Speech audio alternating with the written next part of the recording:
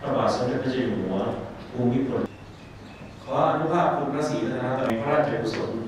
ที่ทรงบำเพ็ญและถวายเป็นพระราชกุศลทั้งปวงนี้พระพรชัยมงคลแด่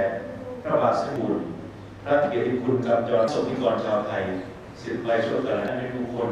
ในท่ามกลางมหาสมาคมแห่งการพระบรมราชโองการปราบปรามความรักภักดีและความปรารถนายิ่งนักโตอะระหะโตสัมมาโมตัสสะภะคะวะโตสามิธัมมังสรณามิ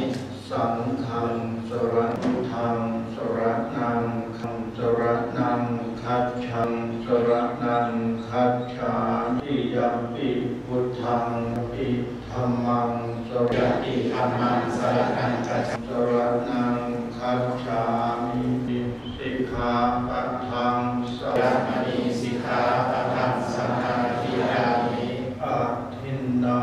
ทานาเวติสิทธิยาสักขังวิปติปฏิปันธัง